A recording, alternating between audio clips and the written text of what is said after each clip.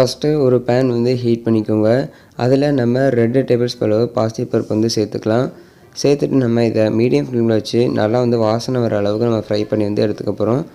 Just வந்து 2 table ஸ்பூனில் வந்து கரெக்டாக இருக்கும். சேர்த்துட்டு நீங்கள் மீடியம் ஃப்ளேமில் வச்சு நல்லா வந்து ஃப்ரை பண்ணி விட்டுக்கோங்க. இதை ஜஸ்ட்டு ஒரு 2-3 நிமிஷம்லாம் ஃப்ரை பண்ணாலே போதும். அதோடய கலர் வந்து கொஞ்சம் டார்க் அண்ட் ப்ரௌன் ஆனதுக்கப்புறமா நம்ம ஸ்டவ் வந்து ஆஃப் பண்ணிடலாம்.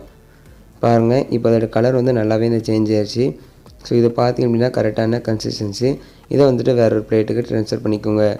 இப்போ அதே பேனில் ஒரு கப் அளவு நம்ம பச்சரிசி வந்து சேர்த்துக்கலாம். ஸோ சேர்த்துட்டு நல்லா வந்து மிக்ஸ் பண்ணி விட்டுக்கோங்க. அதாவது பச்சரிசி வந்துட்டு நம்ம நல்லா வந்துட்டு ஒரு 3 நிமிஷம் நம்ம ஃப்ரை பண்ணி வந்து எடுத்துக்க போகிறோம். ஜஸ்ட்டு அந்த மாவு வந்து நல்லா ஹீட் ஆகி நம்மளுக்கு வந்தாலே போதும். ஸோ இந்த மாதிரி பண்ணும்போது நம்மளுக்கு கொழுக்கட்டை வந்துட்டு சாஃப்டாக இருக்கும். ஸோ ஹார்டாகாமல் நம்மளுக்கு நல்லா கொழுக்கட்டை வந்து சூப்பராகவும் கிடைக்கும். ஸோ சேர்த்து இந்த மாதிரி ஒரு 2 நிமிஷம் அல்லது 3 நிமிஷம் மிக்ஸ் பண்ணிக்கலாம். மிக்ஸ் பண்ணதுக்கப்புறமா அதை வேறு ஒரு பிளேட்டுக்கு ட்ரான்ஸ்ஃபர் பண்ணிவிட்டு இப்போ அதே பேனில் 1/2 கப் அளவு நம்ம வெல்லம் எடுத்துகிட்டு அதில் 1/4 கப் அளவு பார்த்திங்கன்னா தண்ணி வந்து சேர்த்துக்கலாம். சேர்த்துட்டு நம்ம வெல்லம் கரையிற அளவுக்கு பார்த்திங்கன்னா மிக்ஸ் பண்ணி வந்து எடுத்துக்க போகிறோம். ஸோ இப்போ நம்ம இது கூட கொஞ்சமாக வாசனைக்காக பார்த்திங்க அப்படின்னா ஒரு 1/2 டேபிள் ஸ்பூன் அளவு ஏலக்காய் தூள், அதுக்கப்புறமா ஒரு 1/2 கப் அளவு பார்த்திங்கன்னா தேங்காய் துருவல் வந்து சேர்த்துக்கலாம். ஸோ தேங்காய் துருவல் சேர்த்தோம் அப்படின்னா நல்லா வந்து வாசனையும் சூப்பராக இருக்கும். ஸோ இப்போ இதில் நம்ம வறுத்து வச்சுருக்க அந்த பாசி பருப்பை இதில் வந்து சேர்த்துடலாம். சேர்த்ததுக்கப்புறமா கடைசியாக வந்துட்டு ஒரு 1/4 டேபிள் ஸ்பூன் அளவு சுக்குத்தூள் வந்து சேர்த்துக்கோங்க. சேர்த்துட்டு இது எல்லாத்தையுமே சேர்த்து நல்லா வந்து கலந்து விட்டுடலாம். ஸோ இது எல்லாத்தையுமே பார்த்திங்க அப்படின்னா நம்ம வந்துட்டு அந்த வெல்லம் வந்து கரையிற அளவுக்கு பார்த்திங்கன்னா நம்ம வந்து மிக்ஸ் பண்ணி விட போகிறோம். ஸோ இதில் ஒரு பிஞ்ச் அளவு சால்ட் ஆட் பண்ணிக்கோங்க. இது வந்து ஆப்ஷனல் தான். ஸோ இருந்தால் வந்து சேர்த்துக்கோங்க. சேர்த்துட்டு வெல்லம் நிறையா கலையிற அளவுக்கு நம்மளால் வந்து மிக்ஸ் பண்ணி விட்டுக்கலாம்.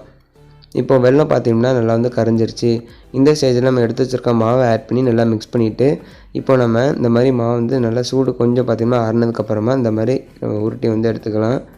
ஸோ இந்த மாதிரி பார்த்தீங்கன்னா நீங்கள் உருண்டையாக கூட உருட்டலாம். ஸோ இந்த மாதிரி கூட நீங்கள் எடுத்துக்கலாம். இப்போ ஒரு இட்லி பாத்திரத்தில் வச்சுட்டு இதை நம்ம பார்த்தீங்க அப்படின்னா நல்லா வேக வச்சு எடுத்துக்க போகிறோம். நல்லா ஒரு 10 நிமிஷம் வெந்தாலே போதும்.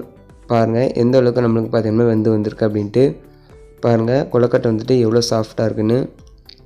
கன்ஃபார்ம் நீங்களும் இந்த ரெசிபி வந்து வீட்டில் ட்ரை பண்ணி பாருங்கள். இந்த விநாயகர் சதுர்த்திக்கு நீங்கள் ட்ரை பண்ணுங்கள்.